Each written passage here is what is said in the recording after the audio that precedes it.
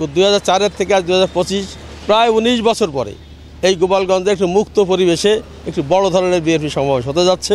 19 বছর পরের ব্যাপারে এটা বলা ভাষা নেই আমাদের কাছে, আমরা এতটা আনন্দিত। বিএনপি কেন্দ্রীয় ঘোষিত প্রত্যেক জেলায় একটি একটি করে জনসভা হচ্ছে, তারই ধারাবাহিকতায় আগামী 24 ফেব্রুয়ারি গোপালগঞ্জের পৌর পার্কে একটি জনসভা হচ্ছে।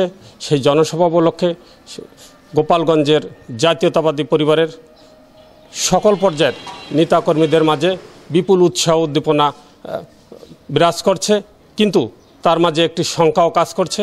আপনারা জানেন যে এই 5 তারিখের পরেও গোপালগঞ্জে দুটি অনাকাঙ্ক্ষিত ঘটনা ঘটেছে।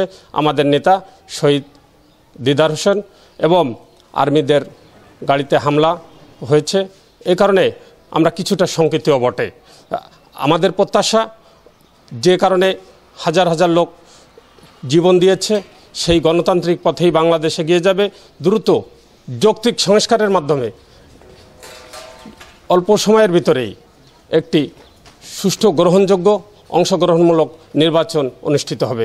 আসলে বিগত 20 বছরেই গোপালগঞ্জে এবং একটি স্বৈরাচারী সরকারের যে অত্যাচার সারা বাংলাদেশে হয়েছিল, তাতে মানুষের মুখ খুলে প্রাণ খুলে কথা বলার কোনো সুযোগ ছিল না।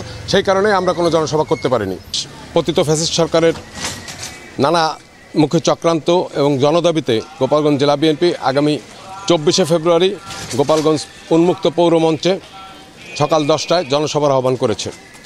এই জনসভা ইনশাআল্লাহ গোপালগঞ্জের জাতীয়তাবাদী পরিবার এবং গোপালগঞ্জের আপামর জনসাধারণ অংশগ্রহণ করবে এবং ইনশাআল্লাহ স্মরণকালের সর্বশ্রেষ্ঠ জনসভা হবে বলে আমি বিশ্বাস করি। 19 বছর পরের ব্যাপারে এটা বলা ভাষা নেই আমাদের কাছে, আমরা এতটা আনন্দিত। প্রত্যেকটা নেতাকর্মী তাদের সকল প্রয়োজনীয় কাজ ত্যাগ করে শুধুমাত্র সমাবেশটাকে সফল করার লক্ষ্যে স্ব অবস্থান থেকে সর্বোচ্চ চেষ্টা করে যাচ্ছে এবং খুব আনন্দ উদ্দীপনার মধ্য দিয়ে এই সমাবেশ থেকেই বিএনপির বিজয়ের পতাকা উড়া শুরু হবে এবং যারা নির্বাচনে ইনশাল্লাহ আমরা মনে করি নির্বাচনে আমরা তার ফল দেখতে পাবো। দীর্ঘ 19 বছর পর এই গোপালগঞ্জে যে জনসমাবেশ অনুষ্ঠিত হচ্ছে, আমরা এই গোপালগঞ্জের সমস্ত নেতাকর্মী আমরা আশাবাদী যে জনগণ ভোটের মাধ্যমে, সুষ্ঠু ভোটের মাধ্যমে বিএনপিকে ক্ষমতায় আনবে। আমরা গোপালগঞ্জ সরকারি বঙ্গবন্ধু কলেজের ছাত্রদলের নেতাকর্মীরা আমরা এই প্রোগ্রামকে সুন্দর ও সফল করার জন্য একত্রিত হয়েছি এবং গোপালগঞ্জের সর্বস্তরের মানুষদেরকে জানিয়ে দিতে চাই বিএনপি এখনও আছে, থাকবে। কালার এক্সপার্ট, জর্জ স্যাপ এবং মাইল্ড অন হ্যান্ডস টেকনোলজি সমৃদ্ধ অরিক্স ক্রিস্টাল ওয়াশ আপনার লন্ড্রি এক্সপার্ট।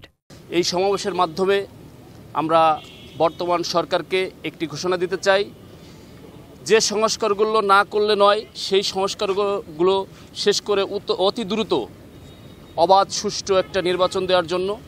দেশে আইন শৃঙ্খলা পরিস্থিতি খুব দিন দিন অবনতি হচ্ছে।